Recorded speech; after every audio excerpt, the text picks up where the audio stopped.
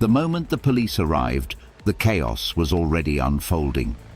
Two young women stood outside, shaken, trying to process what they had just witnessed. One of them, barely able to hold herself together, said something no officer ever expects to hear. She didn't care that the woman involved was her mother. She wanted her arrested, because moments earlier, that same mother had just shot her own son. What started as a domestic dispute had turned into something irreversible. On February the 19th, 2024, around 1:45 in the afternoon, police were called to a shooting on Drew Heights Place in Columbus. By the time officers arrived, 21-year-old Jiad T. Hughes was already lying on the ground outside the home. He was covered in blood, struggling to breathe, and standing nearby was the person who had just pulled the trigger, his mother, 44-year-old Leandra Williams. Before officers could even fully assess the situation, she told them directly. She had shot him. There was no confusion, no hesitation, no denial. But while she stood there, the reality of what had just happened hadn't fully settled in.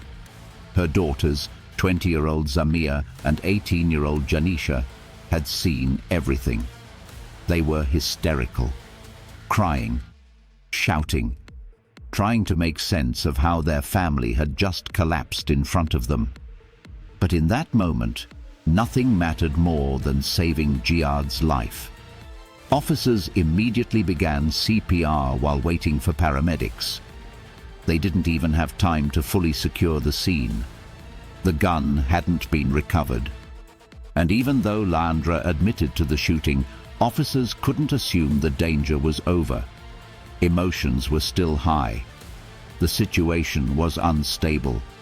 They separated everyone quickly, trying to maintain control, trying to figure out what had just happened. Because what they were looking at didn't make sense yet. A mother, a son, a gun, and a family torn apart in seconds.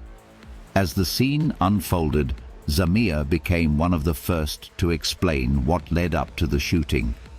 And what she described painted a very different picture than a sudden, unavoidable moment. According to her, this didn't start outside. It started inside the home, with an argument. Their mother had been upset about her car. She confronted Jiad, demanding answers. But he wasn't responding the way she wanted. He was ignoring her. And that only made things worse. The argument escalated quickly. What started as frustration turned physical. At some point, Leandra grabbed a knife. Her daughters tried to intervene, but Jiad stepped in himself. He managed to take the knife away from her and pinned her down, trying to stop the situation from getting worse. For a moment, it seemed like he had control of it, like things might calm down. But they didn't. During the struggle, hot grease from a pan spilled in the kitchen, adding to the chaos. And then, suddenly, Leandra got up and left the apartment. That could have been the end of it. That could have been the moment things stopped. But it wasn't. Instead of cooling off, she walked out to her car and got a gun. Her daughters realized what was happening.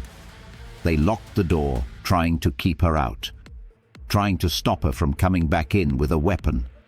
Outside, she was yelling, angry, emotional, unpredictable. Inside, they thought they had contained the situation. They believed the worst had passed.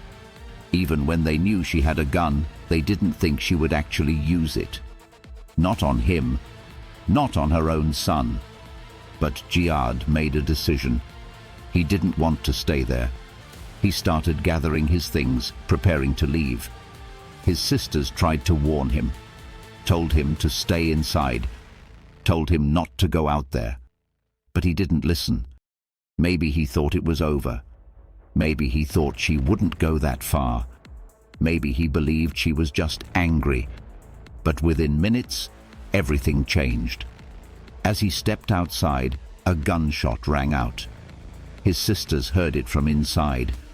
Then they heard him scream.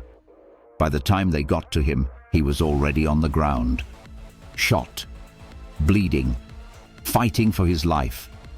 And their mother was right there, trying to help, trying to apply pressure to the wound, crying, saying sorry. But at that point, it was already too late.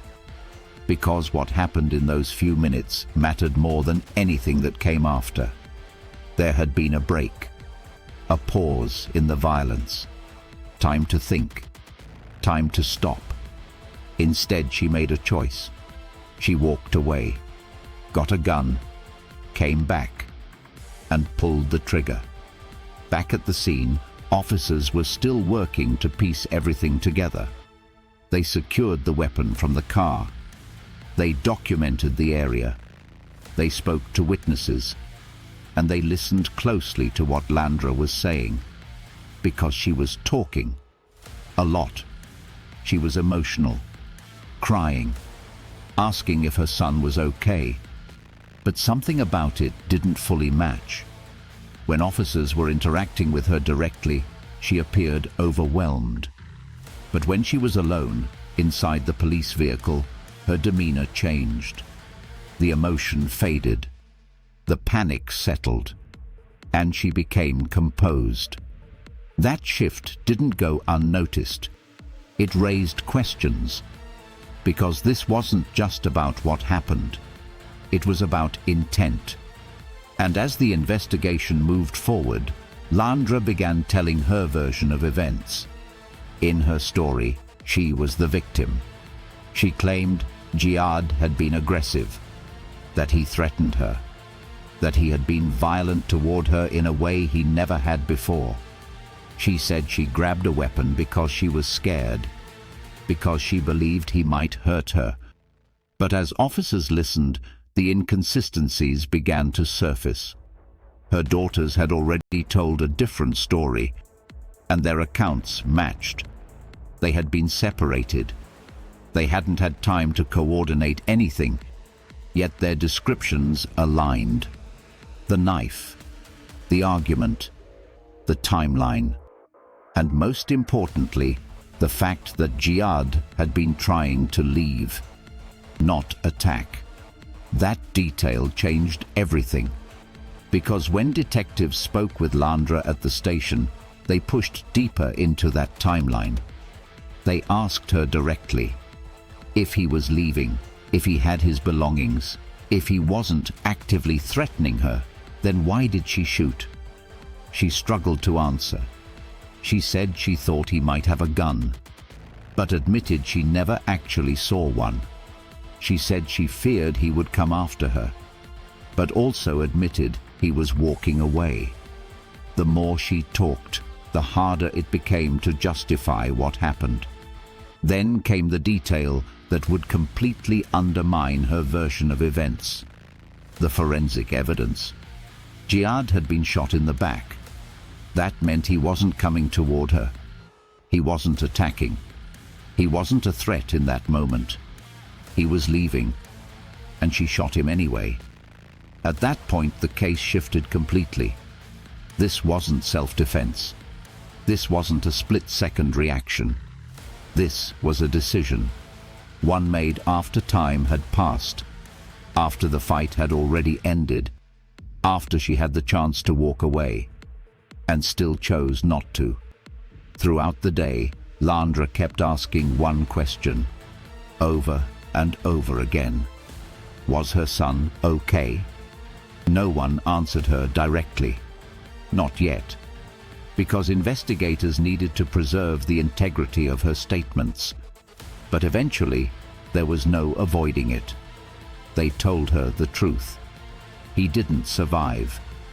They had worked on him for nearly an hour, but the injuries were too severe. And when she heard those words, everything broke. She cried. She begged. She said she didn't deserve to live.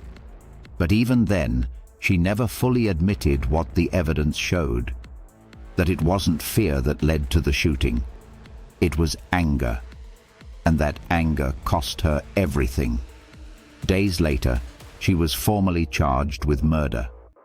At first, she planned to fight it, to plead not guilty, to pursue a mental health evaluation.